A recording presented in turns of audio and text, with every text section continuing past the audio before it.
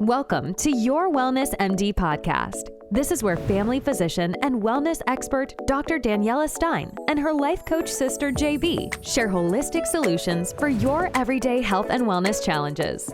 We explore the connection between a healthy body, mind, and soul, and share tips that will enable you to thrive. Thanks for joining us today. It's JB here, and today I'll take some time to explain my name, introduce myself properly. I'm actually Jeanette Boshoff-Ryan, but no full-blooded American can say that. So I just go by JB. Hello from a cool California today. And hi from Dr. Daniela Stein. Today we are talking about making friends with our bodies. What we put on the outside of our bodies is not half as important as what we put inside of it.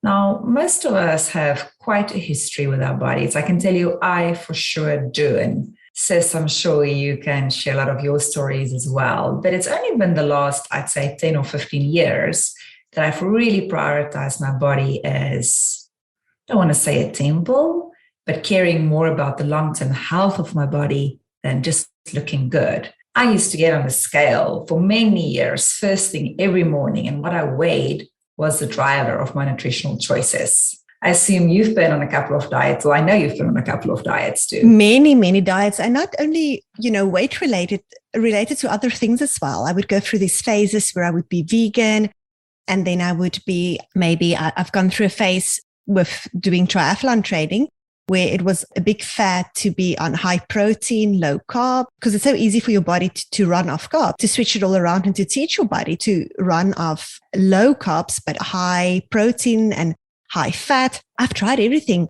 I've been on gluten-free, dairy-free. I think every fad, it actually started when I was in high school. I remember reading Cosmopolitan magazine about diets, and I would think, oh, this is cool, and I'll try a diet. And then on hindsight, I was doing sports, and it's the phase of your life when you're the skinniest, when you should not be on diets, but I was still trying out whatever I found, fashion magazines, and that sounded like fun. Which is pretty tragic, how much of our life advice we take from, I used to write for Women's Magazine, it's people making stuff up. However, today we are chatting about nutrition. Tell us a little bit about your experience as you think about this topic. As a medical doctor, I'm so passionate about nutrition. In the hospital, I work very closely with our dietitians, and in my wellness clinic, I work closely with our nutritionists to help guide my patients regarding their diet. So if you think about it, nothing in your body comes out of thin air. Every cell in your body, every hair comes from the food that you eat. So whatever you eat does become part of your body. Your nutrition really determines whether you're going to be healthy or sick. It makes such a big impact on our bodies as our nutrition. And that's why I would really like to share some basic principles of a healthy diet with our listeners. That'd be wonderful. I am of the opinion, I don't only want my food that I eat to be healthy, I also want it to be delicious, especially now that I'm preparing meal for two men, the one big and the one small. I'll eat most healthy foods, but it's harder when you have a bigger audience that you prepare it for, but you also want it to be a joyful experience. I know you often say the most important factor to heal and living your best life possible with optimal health and energy comes from the food we eat. But like you said, many people just don't eat that healthy. Yes. And it's tricky. I know with my kids as well. Before I had kids, I had this idea that everything will be organic and locally farmed and very fresh, and my kids will only eat healthy and perfect. And then when your kids grow up, they have their own idea about what they want to eat and what they don't want to eat. And it's hard. It's hard as a mom where you know that these are the healthy choices. So it's very hard. And not only for my children, I've seen so many of my patients, poor nutrition is so common. And many people are actually malnourished without knowing it, because you might be a normal weight, or you might even be overweight and still be malnourished, meaning that you lack very essential nutrients. And I often find that that's a cause of being overweight. When I help some of my patients who are overweight and we look at all their micronutrients that they're lacking, they might be lacking zinc or magnesium. And because the body craves that, the body sends you these signals to eat more and to eat more because you're lacking something. Or even if you just lack healthy fat, when we grew up, our mom gave us food according to the food guide at that time, which was very low fat and high in carbs.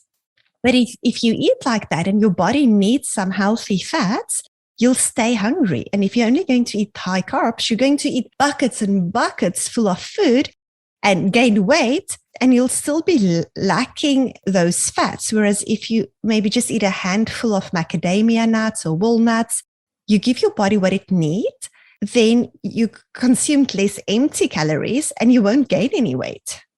Yes. And another culprit as we think about managing weight is stress. Oh, definitely.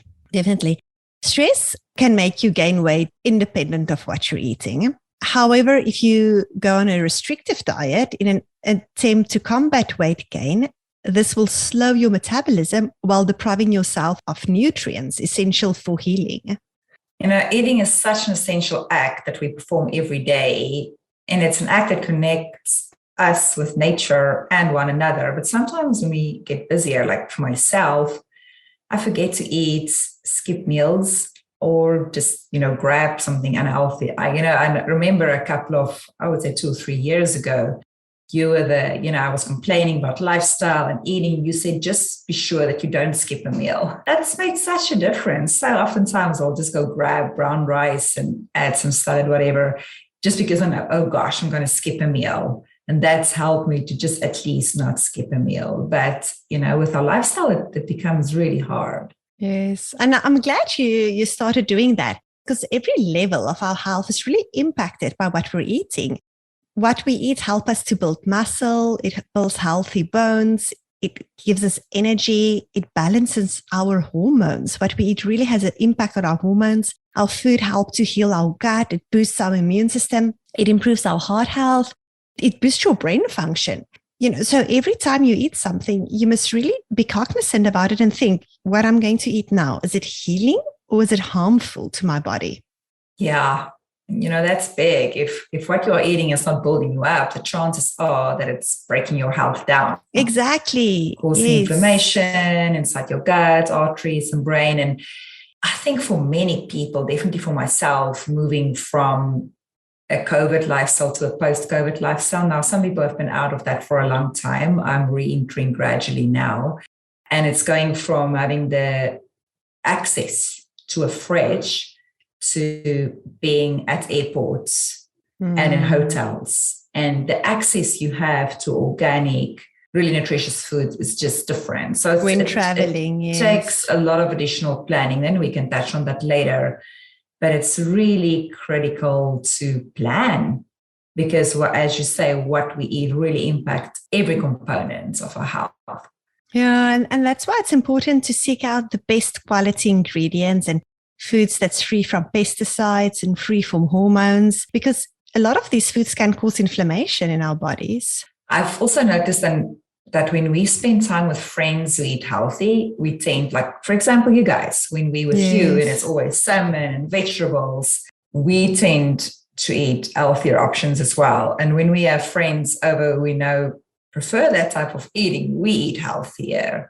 And the opposite as well. So you hang out with and their eating habits definitely impact your nutrition. It does. And then it's also important to give your kids what you eat, not to be cooking separate meals for you and your children, but from the get-go, and to involve your partner and your kids in meal prep and planning.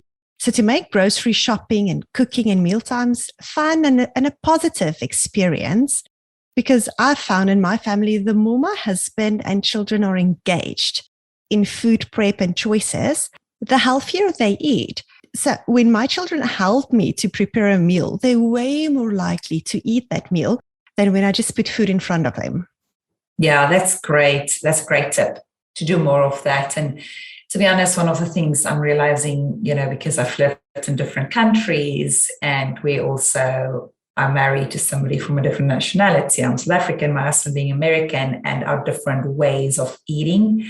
It's an interesting additional layer of complexity as we approach that whole nutrition subject. how we think of it. Because for me, for example, I didn't have a donut until I think I came to America 8 years ago. My son, every Friday after school, it's donut day. He's not 3 years old and he has a donut once a week. And now I'm not saying that to get hate mail, because it's really hard for me as it is that my son has a donut once a week. But the point is, it's just another level of complexity, because you ultimately also live in an environment and you have to figure out what works and what is practical in that environment. But let me ask you, sis, where do you start?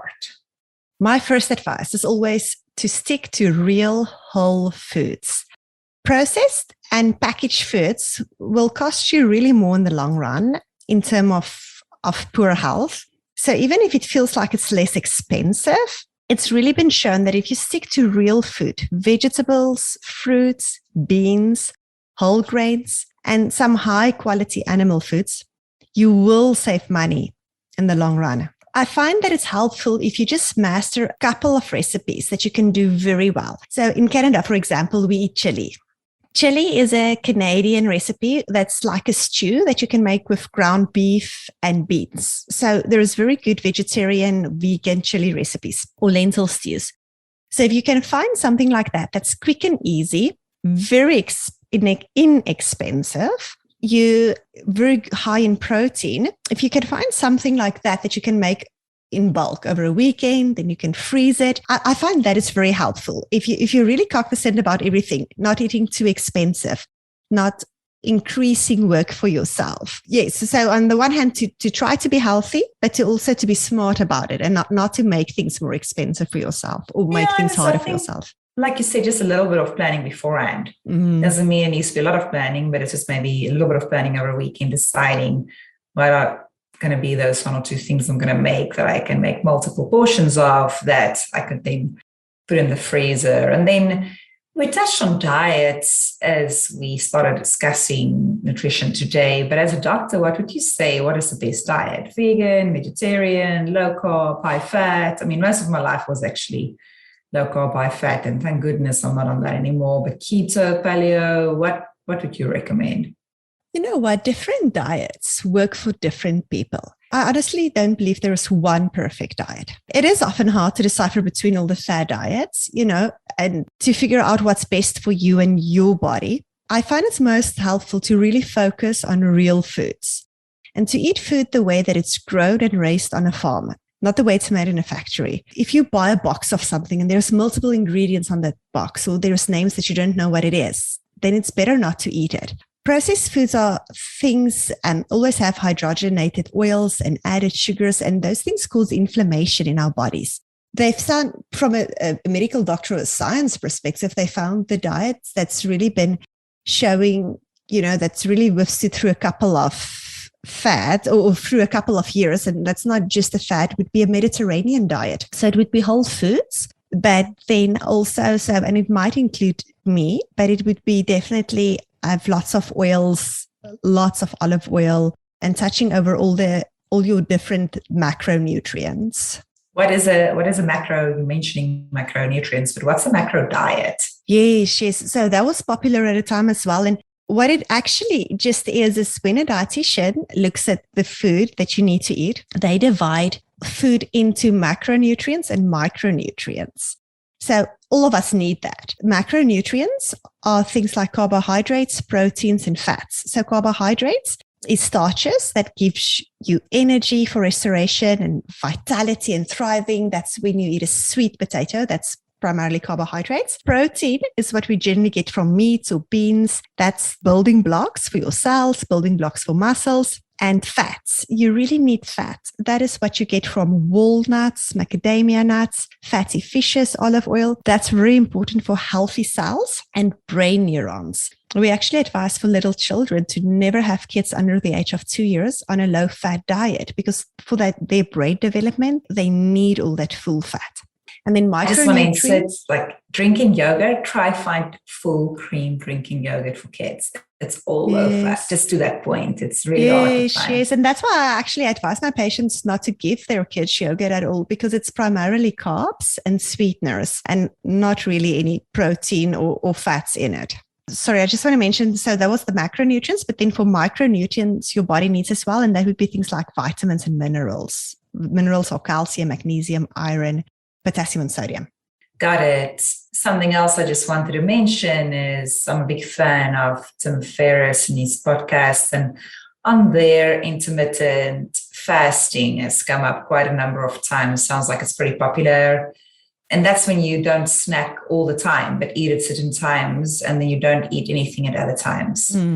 So this diet doesn't say which food to eat. It just says that you should just eat at certain times. So I guess it's more of an eating pattern than a diet. Some of my friends do it, and they don't do it every day. They do it from time to time, maybe once a week, go without food for 4 hours, or twice a week, have a 16 hours fasting period where you eat your first meal at 10 o'clock in the morning and your last meal at 6 o'clock at night. So basically for 8-hour period, you don't eat anything. What is your opinion about intermittent fasting? So intermittent fasting is a great tool to use. It helps your gut to rest. It fights cancer cells. So you have cells that eats up all the cancer cells in your body. But those cells are usually around your gut, removing all the toxins from food that you eat, because you get a lot of toxins from your diet. So those cells are the whole time busy removing toxins from your diet. So it doesn't really have a lot of time to be fighting cancer cells in your body. But when you go on a fast and there's no food in your gut, then it gives those cells an opportunity to go through the rest of your body and help to fight cancer cells. So intermittent fasting has been shown to help fight cancer. It resets your metabolism. It helps to fight diabetes because it decreases insulin resistance. It improves your blood pressure and it decreases inflammation. It can also help with brain health. Some studies have found some short-term weight loss with it, but same as every diet, it's not for everyone. This is definitely something you should talk to your doctor about before you start it. For my patients, I advise older patients not to do it. People with frail health, for children, not to do it because I find their blood sugar often drop too low. Women need to keep track of their menstrual cycle, because even if you do well with intermittent fasting, you won't do well with it throughout your cycle. You might find that week before your menstrual cycle that you can't do intermittent fasting at all. And with intermittent fasting, it can throw off your hypothalamic pituitary axis. That's your hormonal balance. And any extreme diet actually can throw your hormones out of balance. You know, some people might find that they might still be able to fast for 12 hours, but not for longer periods. Got it. So not good for children, older people, and definitely not during pregnancy, breastfeeding, or even for many women who are trying to fall pregnant. And either way, just manage it with your doctor. When you decide to do it, an easy way is to just not eat, say, anything between 8 o'clock at night and the next day at 10, just basically extending the night rest. But as Dr. D said, just let your physician manage it. Yes, and I always also advise my patients with any eating disorders, or even who had a history of eating disorders, not to do it. You know, it's not something for people with a low body mass index. That is where we look at your height and your weight, for a ballpark figure to see if you're underweight or overweight. It's not for people with insulin-dependent diabetes. It's not for people with an irregular heart rhythm. People with low blood pressure don't do well on it. Any hormonal imbalance, don't do well on it. And as a triathlon athlete, intermittent fasting does not go well with high intensity exercise. Low intensity exercise like walking or yoga would be better on days when you do intermittent fasting. And some of my patients feel dizzy or lightheaded when they do intermittent fasting. Interesting. Moving along swiftly to what we were not going to avoid, vegetables. We know we should eat more vegetables. And after you told me to try and make sure that we increase our vegetable intake, especially as it relates to all the different colors of the rainbow, we've definitely tried to incorporate more different colors of vegetables into our diet, at least one color from the rainbow most days of the week. My son likes blue and red berries for breakfast, some leafy greens for lunch, and sometimes I'll include purple carrots and yellow carrots. And then peppers is an easy one because you can buy a pack of peppers and there you have 4 colors. So we definitely started doing that. And I know the other tip of advice you gave me when like, he doesn't want to eat veggies. It's just having sliced veggies ready with hummus always available when the family feels like snacking. Oh, I'm so glad you're incorporating my advice. Give us a little bit more detail behind why you are saying that we should eat all the colors of the rainbow.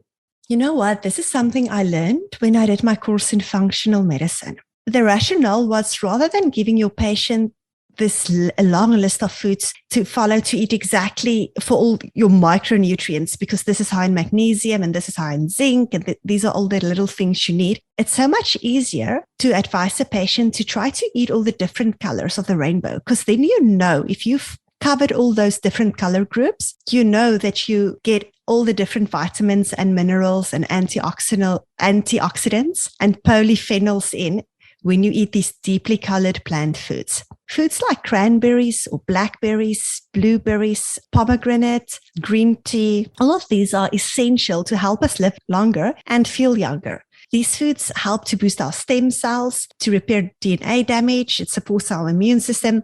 And these are the foods that's going to keep us healthy. So if you compare that to eating just bland pasta, that's just white, you don't get all that nutrients. It's the same type of nutrients that you get from all these colorful foods.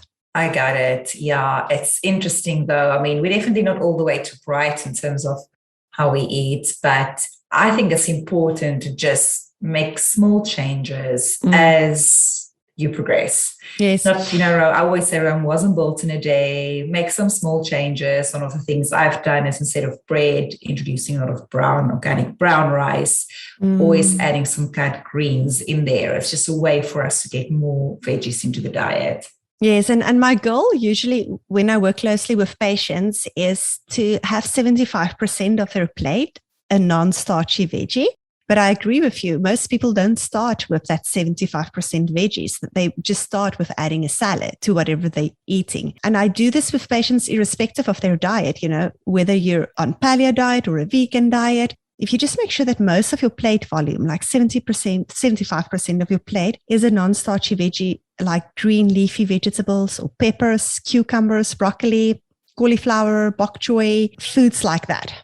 Yeah, let's tell a little bit about nuts as well. I know nuts are great and, high in fats. Unfortunately, my son are super allergic to a couple, cashews, pistachios, and peanuts. So we avoid those, but I still focus on adding it. So I've got a couple of glass jars in the kitchen with almonds and walnuts. And I always try to have a handful when I walk past there, just because I sometimes forget to eat, or I try.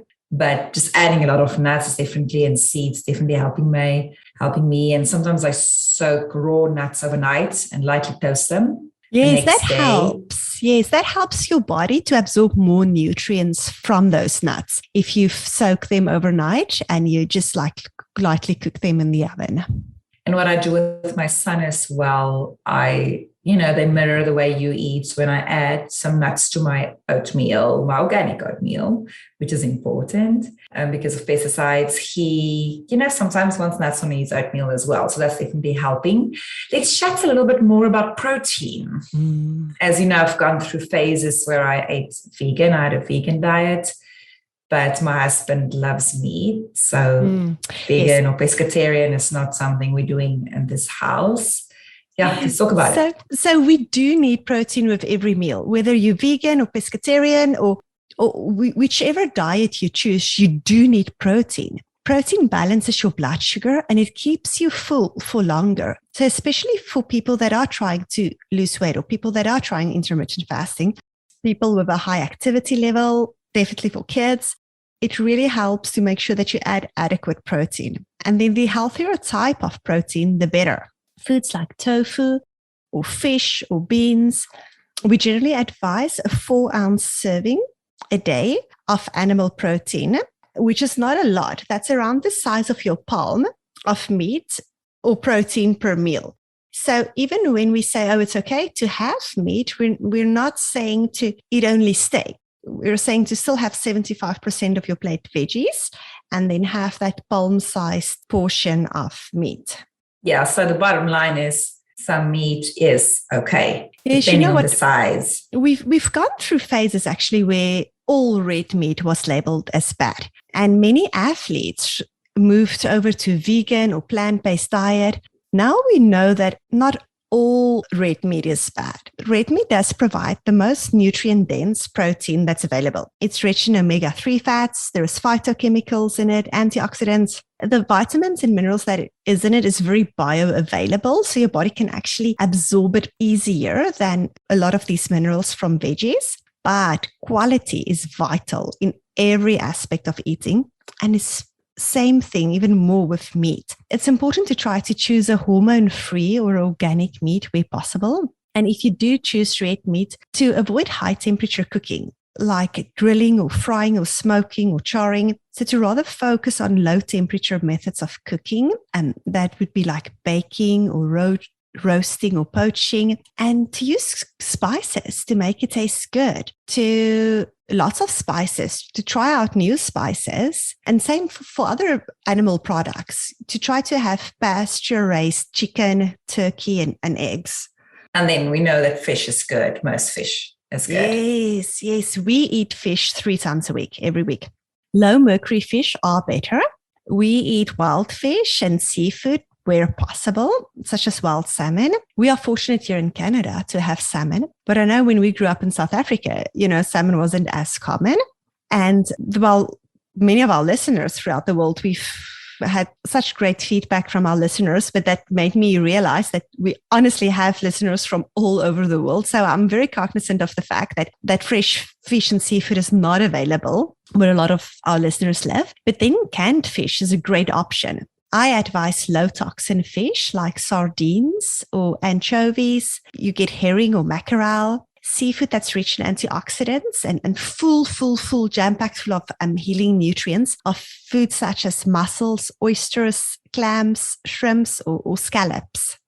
And then something else I wanted to chat a little bit about was protein shakes, especially once I am 100% traveling like a couple of days a week. It's just easy when you're on the go. I've tried different ones, and I've found quite a few that are vegan and taste pretty good. Some are pea, pumpkin, or hemp-based protein powder. Yes. And many of my athletes use a protein called BCAA. It's branched chain amino acid to help to supplement, to build muscle. And when you're training hard, after a training, they'll have that protein shake right away so that your body, if your body lacks certain amino acids, that it doesn't break down your own muscles for those amino acids. So some protein powders already have like this full amino acid profile in it.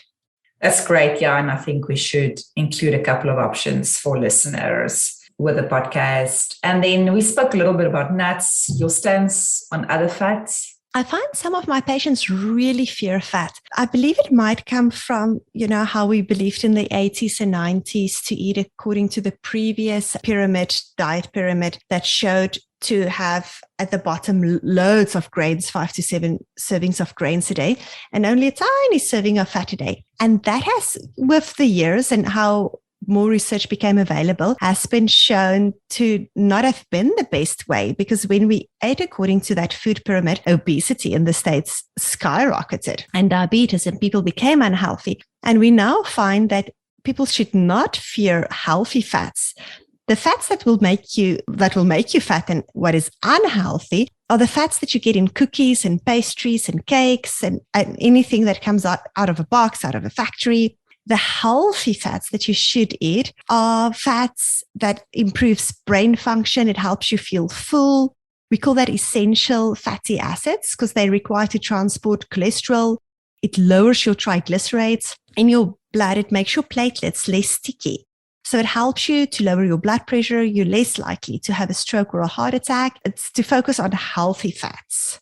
And it also improves brain function, that I know, and skin, and it definitely helps to make you feel full. So it increases your need to snack. Exactly. And fats actually increases your metabolic rate. So essential fatty acids increase your energy levels and it gives you more stamina. It improves your gut health. It prevents leaky intestines, which can lead to allergies or inflammation or autoimmune diseases. It helps to protect your DNA against damage. And it's been shown to decrease inflammation in patients with inflammatory conditions such as arthritis. So once again, it's all the fats that nature gives us are good. Avocados, nuts, go for it. But the man-made fats are the ones that we should avoid, the processed and trans fatty acids. Exactly, because it's trans fatty acids or hydrogenated fats that raise our blood cholesterol levels and increase our bad cholesterol, which is LDL, your unhealthy cholesterol, and it decreases your healthy cholesterol, which helps to protect you against heart disease. And then examples of fats to avoid is deep fried foods. Yes. Processed fats that you get in chips, cottonseed oil, processed butter, processed cheese. Yes, exactly. And essential oils and the good fats are the ones that you mentioned that's in their natural state, like avocados, nuts, seeds. Seeds that are good are flaxseed, chia seeds, walnuts, hazelnuts, almonds, or those are nuts, then pumpkin seeds, sunflower seeds. Oils that I like to use are extra virgin olive oil and avocado oil. I know a lot of people really like butter, and it's okay. If to have a small amount of grass-fed ghee or grass-fed butter or coconut oil, MCT oils, all of those ones are good. Many of my friends are dairy-free. Don't we need dairy for healthy bones? No, that's a very interesting topic. Very, very interesting. Interestingly, dairy is not an essential food group. And then the question is, what about osteoporosis? My mom forced a glass of low-fat milk down my throat every day growing up. Yes.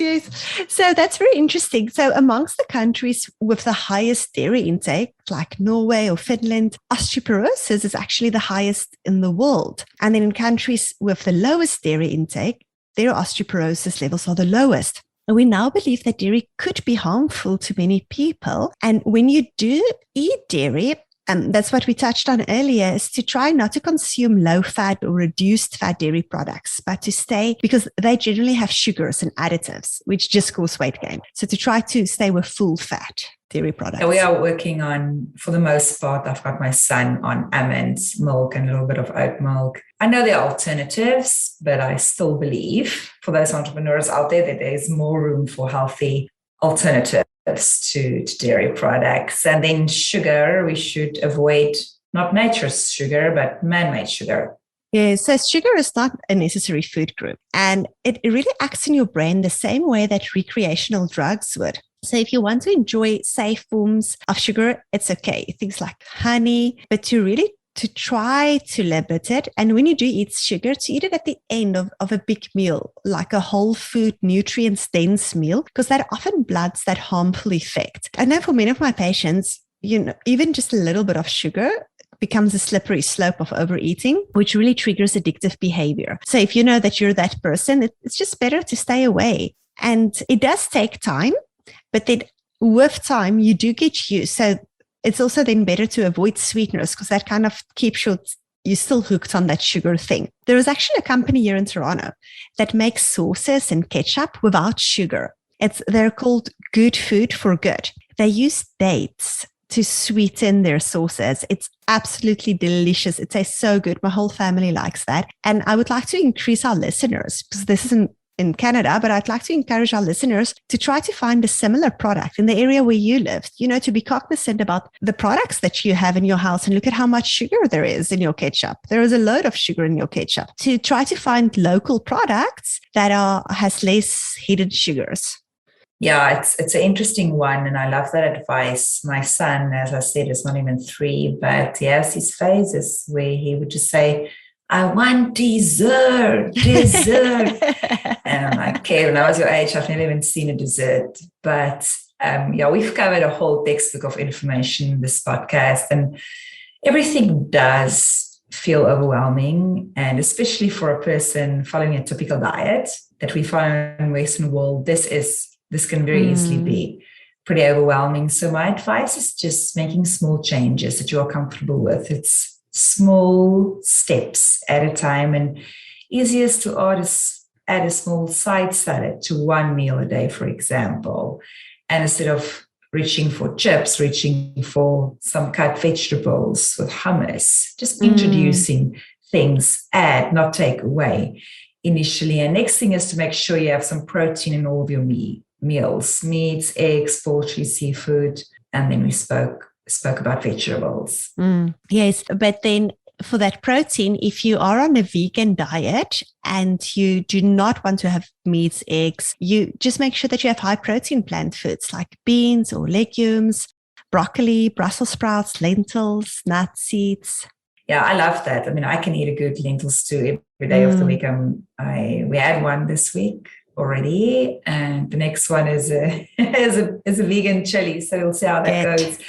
And then when you are in the habit of eating a salad with all your meals, having healthy proteins with your meals, you could add fats to help feel full, like nuts, for example. Yes, healthy fats, that support your brain and support your heart and that boost your energy. These are fats, omega-3 fats, such as avocados, fatty fish, nuts, seeds, and to try to minimize your omega-6 fats from processed foods and to avoid salad dressings and avoid sauces.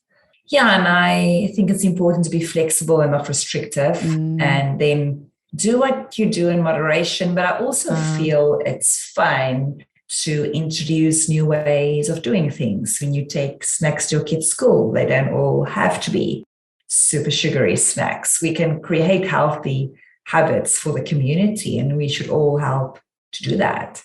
Oh, definitely. It always helps me to think when I give back food to my kids' school lunches, to think, this food, is it helping, nourishing them, or is it harming them? And then most importantly, remembering to enjoy. Yeah. Food should be fun. It's primarily fuel for our body. But thinking about, is this good for me? Is this bad for me? And how can I add a little bit of fun? It was great spending time with you, chatting about nutrition. There's definitely more to unpack over time. Let us know if you have any questions or suggestions. You can watch this recording on YouTube. Please forward this podcast to a friend who will enjoy it. And looking forward to connecting again soon. May you all experience health and wellness. Take care. Thanks for spending your time with your Wellness MD Doc Daniela and JB today. For more episodes, subscribe to our podcast. We would love to connect with you at info@wellnessmdhealth.com. And remember, you were created to thrive. The content of this podcast is not intended to be a substitute for professional medical advice, diagnosis, or treatment. Always seek the advice of your physician or other qualified health provider with any questions you may have regarding a medical condition. Never disregard professional medical advice or delay in seeking it because of something you have heard on this podcast.